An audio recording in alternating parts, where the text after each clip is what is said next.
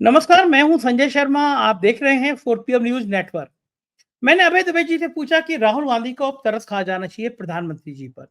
उम्र हो गई है प्रधानमंत्री जी को। हमारे यहाँ कहा जाता है कोई आदमी बुजुर्ग हो उसका सम्मान करो। एक गलती हो गई, ऑपरेशन सिंदूर नाम नहीं रखना चाहिए था प्रधानमंत्री जी को। लेकिन उसके बाद जिस तरह से फजीयत हो रही है, और राहुल गांधी ने तो कमाल कर दिया, जबरदस्त हमला कर दिया कि नाम नरेंद्र काम सरेंडर। और पूरी कांग्रेस पार्टी जुट गई।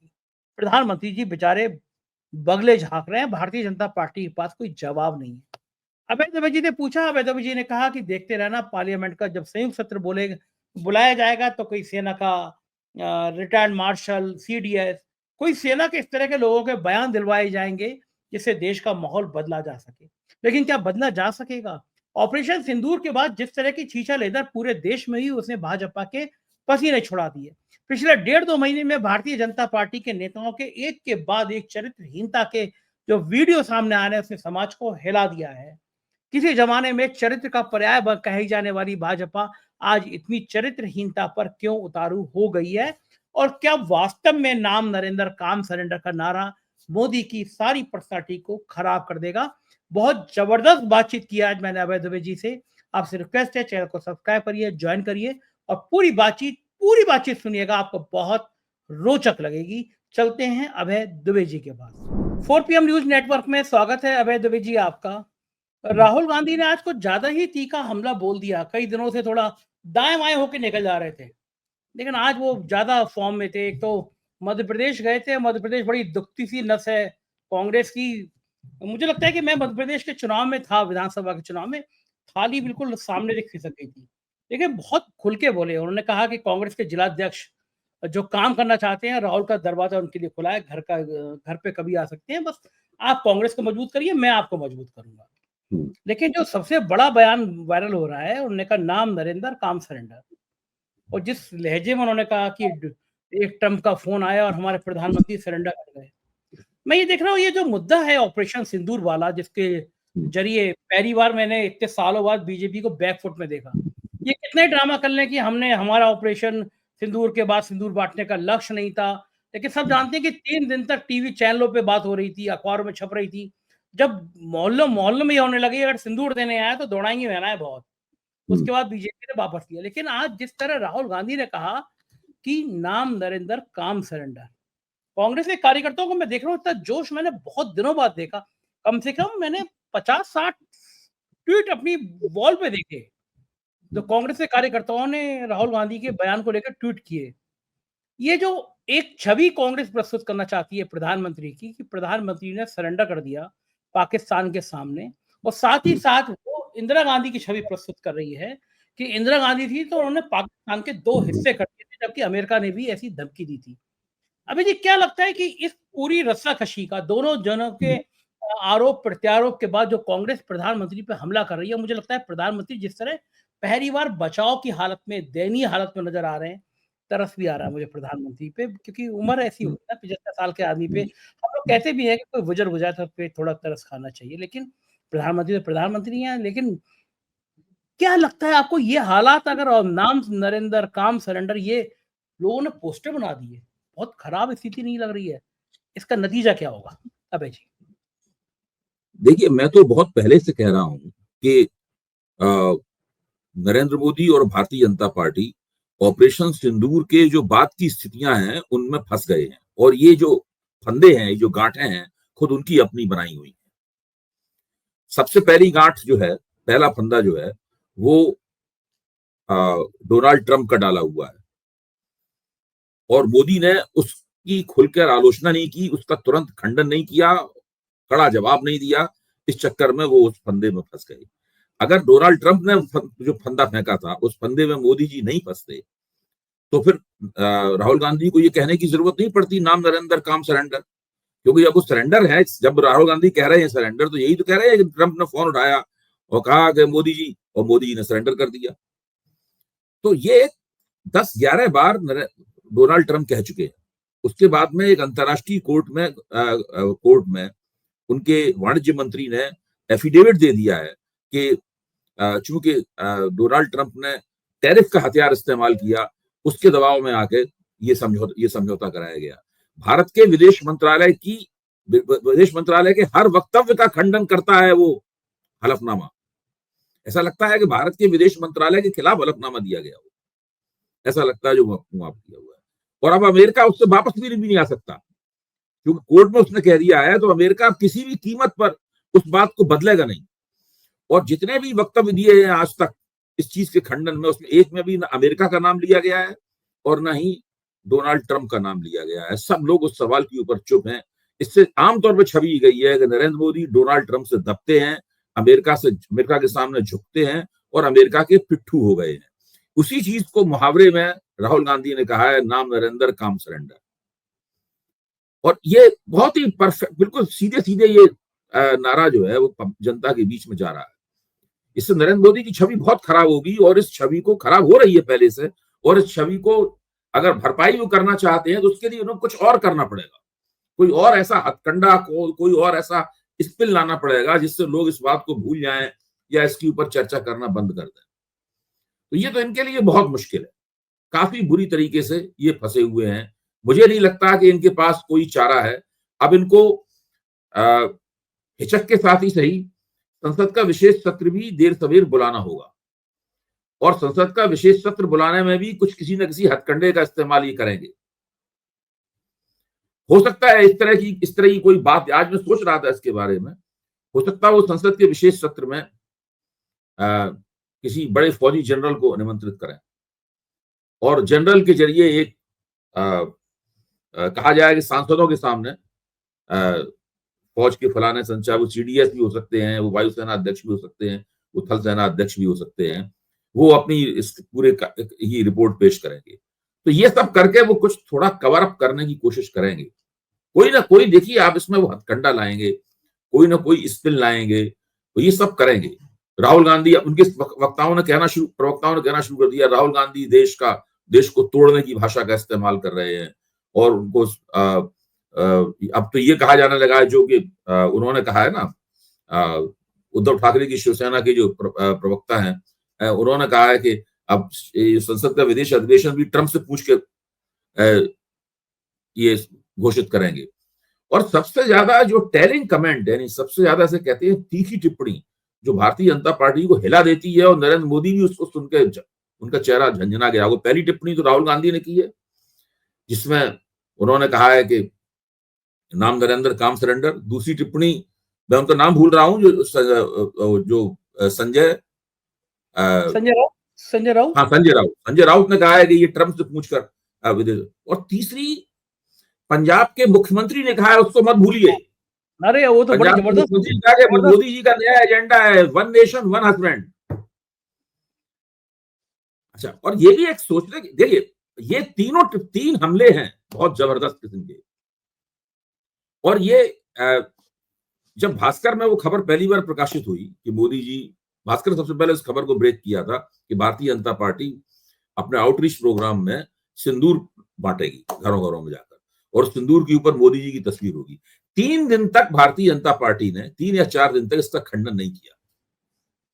जब उनको लगा कि इसका बहुत उल्टा असर पड़ रहा है, ये पूरी तरीके से बूमरैंग हो रहा है, तब फिर घबराकर इन लोगों ने उसका खंडन किया और फिर आक्रामक रुख अख्तियार कर लिया और भास्कर के खिलाफ बोलने लगे, ये वो वगैरह सब इस तरह की बात करने लगे।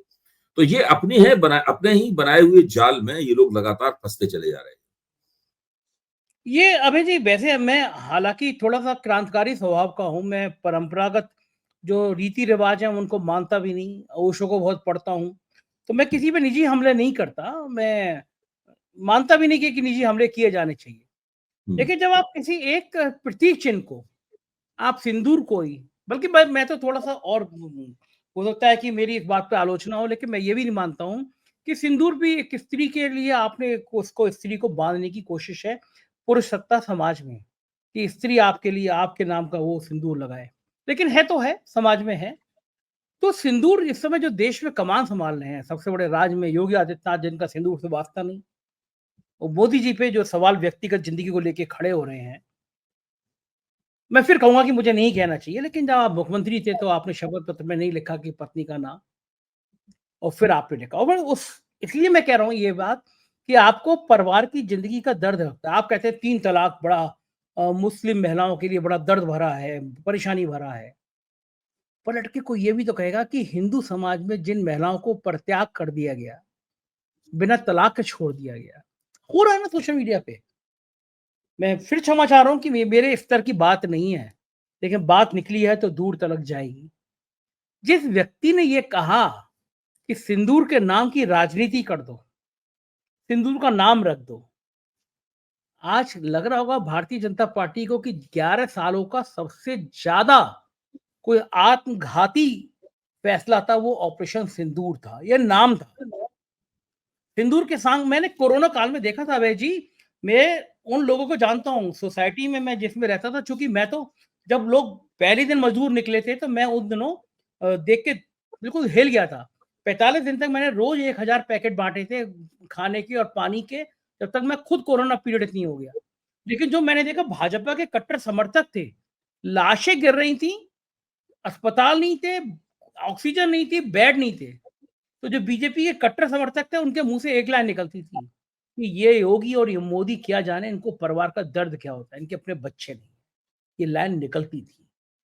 सिंदूर का नाम वो करे, और बड़ी खराब चलन है कि साहब हमने परिवार छोड़ दिया देश के लिए। परिवार छोड़ना कोई बड़ी उपलब्धि है। मेरी घर में पत्नी है, मैं उसको छोड़ के निकल जाऊं कि मैंने समाज छोड़ दिया, तो मेरी दायित्व क्या था? क्या लगता है कि सिंदूर का फैसला बड़ा गलत मोड़ पे आ गया, गलत मोड़ पे ले लिया गया? देखिए, जब उसका नाम ऑपरेशन सिंदूर रखा गया तो इसको तो सब लोगों ने कहा कि मास्टर स्ट्रोक है। जब ऑपरेशन सिंदूर नाम रखा गया था, इसको कहा था कि बहुत सोच समझ के इन लोगों ने रखा है नाम, और इसका वो एक राजनीतिक लाभ उठाना चाहते हैं ताकि जो महिलाएं जो हैं, जो कि महिलाओं के पतियों को उनके सामने मारा गया, उनकी बेदर्दी से हत्या की गई, तो ऑपरेशन सिंदूर नाम रखने से जिसका जो राजनीतिक प्रभाव पैदा होगा उसका बाद में भारतीय जनता पार्टी को लाभ होगा। देखिए, मैंने 4 पीएम के मंच पे कहा था कि मोदी जी उस लाभ को उठाने से बाल बाल चूक गए और वो चूक उन्हें बहुत महंगी पड़ रही है। अगर वो ट्रंप के कहने पर या ट्रंप के दबाव में आकर इन्होंने संघर्ष विराम न किया होता और थोड़ा पाकिस्तान को, मैं इस पक्ष में नहीं हूं कि पाकिस्तान के खिलाफ कोई लंबा युद्ध लड़ा जाता और पाकिस्तान को समूल नष्ट कर दिया जाता, ये सब बेकार की बातें हैं। मतलब इसका व्यवहारिक किसी से कोई ताल्लुक नहीं है। सीडीएस ने भी, चीफ ऑफ डिफेंस स्टाफ ने भी ये बात कहा है, we should not look for a long war. तो मैं ये कह रहा हूं कि ये, लेकिन जिस तरह से, या तो उन्हें पाकिस्तान के सामने शर्तें रखनी चाहिए थी कि हम संघर्ष विराम करने के लिए तैयार हैं, लेकिन ये हमारी शर्तें, आप इन शर्तों को मानिए। इन्होंने कोई शर्त नहीं रखी। अगर शर्त रखी होती तो अभी तक निकल के सामने आ जाता। और पाकिस्तान, अगर वास्तव में पाकिस्तान इनसे दबा हुआ था, पाकिस्तान बेहाल था और गिड़गिड़ा रहा था, मेरा कहना है, अगर पाकिस्तान बेहाल था और गिड़गिड़ा रहा था तो पाकिस्तान इनकी कोई भी शर्त मान लेता। मतलब पांच शर्तें रखते, 5 नहीं मानता, 3 तो मान लेता शर्तें इनकी। कम से कम उन्होंने 4 लोगों को पाकिस्तान दे देता जिन्होंने हत्याएं की। 1-2 आतंकवादी जो पाकिस्तान के अब काम के नहीं रह गए हैं, जिनका उपयोग पाकिस्तान के लिए भी खत्म हो गया है, उनको इनके हवाले कर देता। मतलब ये क्या स्थिति थी? ये जो संसद का विशेष सत्र क्यों नहीं बुला रहे हैं भाई? इसीलिए नहीं बुला रहे हैं कि वहां पर ये सब सवाल उठेंगे और इन सब सवालों का ये जवाब कैसे देंगे, ये अभी तक ये लोग फ्रेम नहीं कर पाए हैं अपनी बात को। इनकी समझ में नहीं आ रहा है कि विदेश मंत्री ने भी इनकी सासत में जान डाल रखी है। इनके विदेश मंत्री साहब बिल्कुल, हमारे पिताजी एक शब्द का इस्तेमाल करते थे, हुक्का, मतलब हुक्के का मुंह खुला रहता है ना हमेशा, मतलब तो वो इस्तेमाल कर, विदेश मंत्री उस श्रेणी के, देखने से लगता ही नहीं कि ये एक अनुभवी आईएफएस भारतीय विदेश सेवा का अफसर है। ये स्थिति है। अक्षम लोगों की सरकार है जो न अपनी बात को ठीक से कह पाते हैं न कुछ है। निचले स्तर पर, मझोले स्तर पर हम देख ही चुके हैं कि भारतीय जनता पार्टी के कार्यकर्ताओं, नेताओं को क्या हालत है, और शीर्ष स्तर पर आप देखिए, आप विदेश मंत्री का आचरण पूरा देख लीजिए। अभय जी मैं एक अमित शाह का आचरण देख लीजिए। अभय जी 1 मिनट आपको रोकूंगा। मैंने देखा है कि कोई ऐसा हादसा हो गया, किसी फौजी का शरीर घर पे आया, निर्जीव शरीर घर पे आया, लाश बन के घर पे आया, पूरा गांव 1 साल तक मातम मनाता है। मैंने ये भी देखा, गांव में शादी, गौना, ब्याह सब टल जाते हैं। ये शहरों में परंपरा भरी बची हुई हो, लेकिन गांव में बची नहीं हो, लेकिन गांव में परंपरा है, गम में रहता है पूरा साल भर। अभय जी मैं देख के हैरान कि लगा कि ये सांसद हमारा प्रतिनिधित्व करेंगे। हमारी बहनों के सिंदूर की बात करेंगे, जिनका सिंदूर आतंकियों ने उड़ा दिया, खत्म कर दिया, उनकी निंदा करेंगे। वहां क्या हो रहा है विदेशों में? भारतीय जनता पार्टी की सांसद रेखा जी गाने गा रही है विदेशों में। जो निशिकांत दुबे यहाँ जहर उगलते हैं, वहां पे वो उल्टी उल्टी बातें कर रहे हैं, लोग मजाक उड़ा रहे हैं उनकी। क्या ये अंताक्षरी खेलने गए थे सांसद? प्रथम क्लास हवाई जहाज में यात्रा करके गए, लाखों रुपए का टिकट गया, 7 स्टार होटलों में गए। दुबई में मैंने भी इनकी एक प्रेस कॉन्फ्रेंस अटेंड करी, सबसे बड़े होटलों में रुके, बढ़िया बढ़िया गाड़ियां थी इनके पास में। लगा कि ये दुनिया को प्रभावित करेंगे, एक लाइन खबर नहीं छाप रहे विदेशी अखबार इनके। और ये क्या कर रहे हैं? ये कम से कम वहां के शासक को प्रभावित करें, या अंताक्षरी खेल रहे हैं। कितनी कितनी लज्जा आई होगी उन महिलाओं को जिनके सिंदूर उजड़ गए। ये हमारी बात करने के तहत है जी, दिल दुखता है, आंखों में आंसू आ जाते हैं सुन के। उनका गाना आज इन महिलाओं के दिल पर कितना तीर की तरह चुभा होगा। क्या इस तरह अंताक्षरी खेलने के लिए गए थे सांसद हमारे? आपकी जो बातें हैं उनको सुनकर मैं सोच ही रहा हूं कि इस वक्त देश की जनता क्या सोच रही हो। अच्छा, देश की जनता, एक वो भी क्षण था जबकि बालाकोट स्ट्राइक हुई थी, और बालाकोट स्ट्राइक के बाद में देश की जनता ने जो सोचा था उसका नतीजा लोकसभा चुनाव 2019 के में दिखाई पड़ा।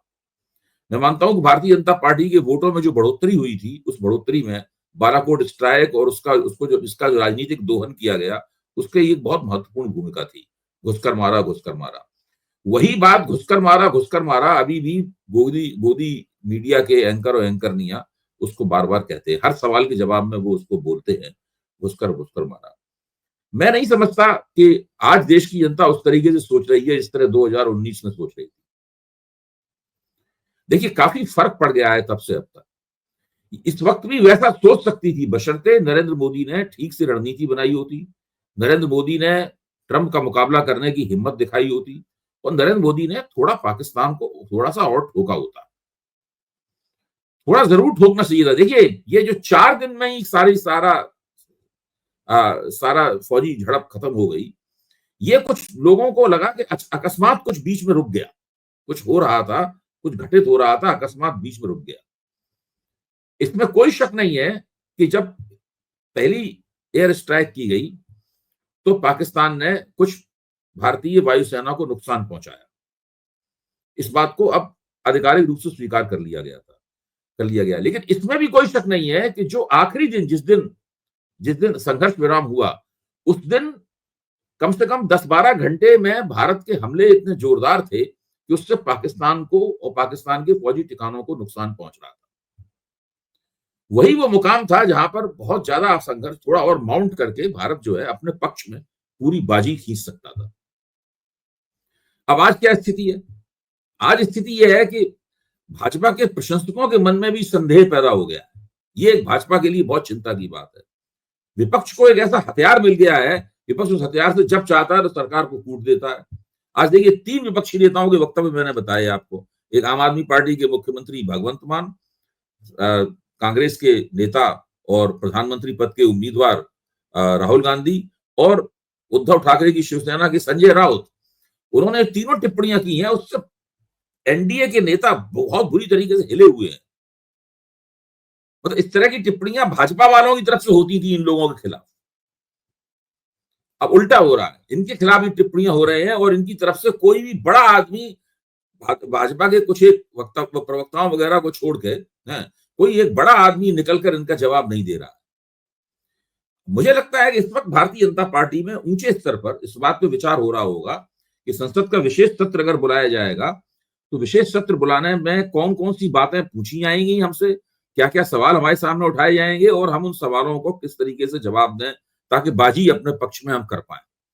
तो उस सत्र में भाषणबाजी की बड़ी जबरदस्त प्रतियोगिता होगी।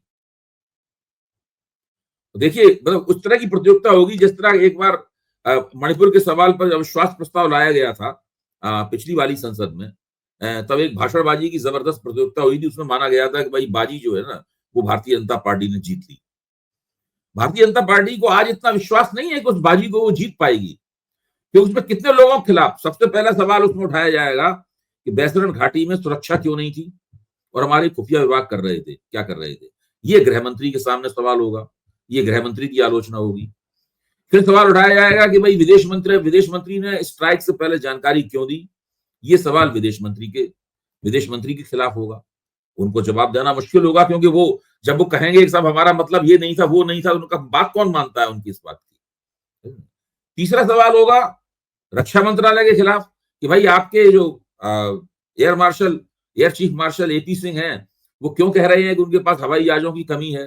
क्या चक्कर क्या है, हमारी रक्षा सेनाएं जो है वो पूरी तरीके से साजो सामान से लैस क्यों नहीं है, ये सब क्या है, मतलब जो है। तो लगातार इस तरह की बात। फिर चौथा सवाल नरेंद्र मोदी के सामने रखा जाएगा कि आप ट्रंप की आलोचना नाम लेकर क्यों नहीं कर रहे, खंडन क्यों नहीं कर रहे आप। ट्रंप आपकी रोज बेइज्जती करता है। दूसरे तीसरे दर्जे के आपके प्रवक्ता हैं, वो करते हैं बात। ये 4-5 ऐसे सवाल हैं जिन सवालों का जवाब देना भारतीय जनता पार्टी के लिए बहुत मुश्किल है। ऐसी बात नहीं कि जवाब तो वो देंगे ही, भाषण के बदले भाषण तो होगा ही वहां जबरदस्त, और कांग्रेस के ऊपर तरह तरह के इल्जाम लगाएंगे, शीशा लेदर करने की कोशिश करेंगे, ऐसे जैसे कहते नहीं भड़कावे वाले बात बोलेंगे ताकि कांग्रेस के नेता भड़क कर कुछ उल्टी सीधी बात बोले, बात पटरी से उतर जाए और उसका ये फायदा उठाएं। ये सारे हथकंडे इसमें इस्तेमाल किए जाएंगे। लेकिन अभी तक उन्हें अपनी एक विश्वसनीय रणनीति नहीं मिल पाई है भाजपा को। अगर भाजपा को अपनी एक विश्वसनीय रणनीति मिल गई होती तो अभी तक उन्होंने संसद का विशेष सत्र बुलाने का आहूत कर लिया होता और उसकी तैयारियां हो रही होती।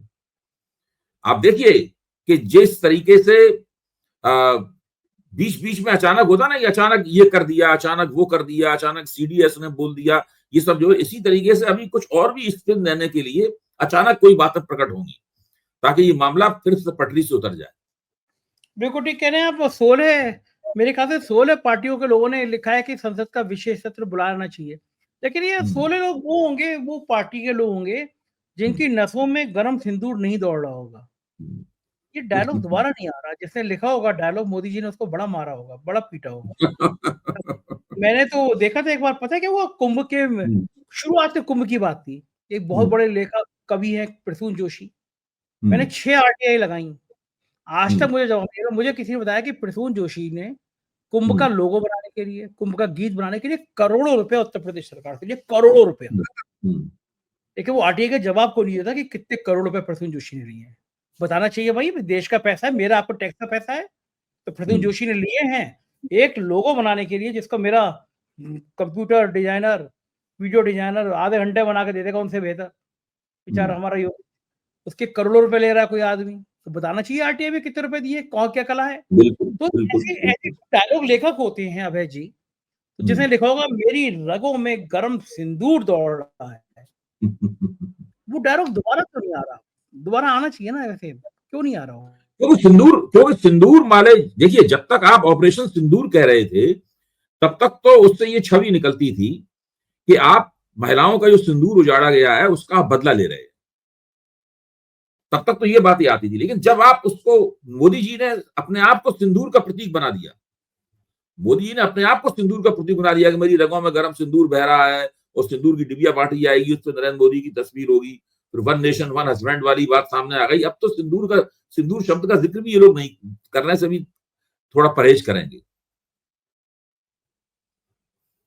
इनको लगा होगा कि हनुमान जी गए थे सीता मैया के पास में, सीता मैया मांग में सिंदूर लगा रही थी।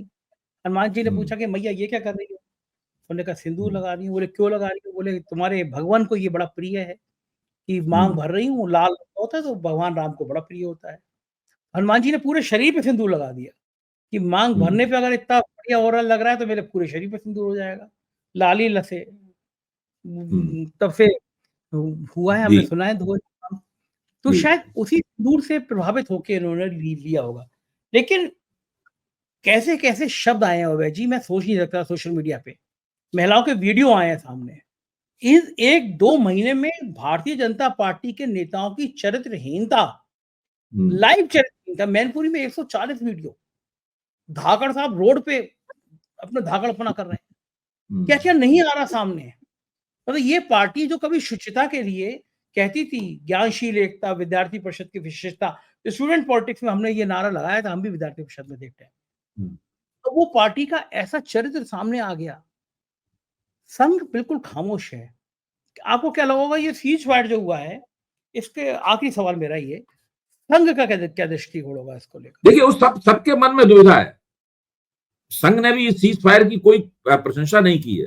सबके मन में दुविधा है, लेकिन भारतीय जनता पार्टी का खुल के विरोध भी वो नहीं कर सकते।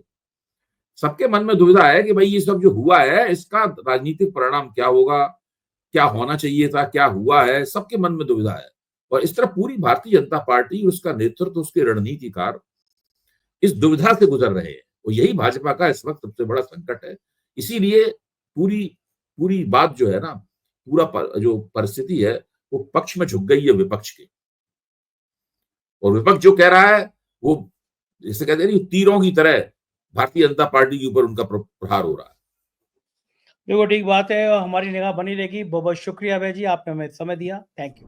तो ये थे अभय दुबे जी और आपने पूरी बातचीत सुनी। मुझे लगता है कि वास्तव में भाजपा एक बहुत बड़ी परेशानी में फंस गई है। आप क्या सोचते हैं? क्या आप मेरी राय से सहमत हैं? सहमत हैं तो अपना कमेंट जरूर कीजिएगा। शुक्रिया, थैंक यू।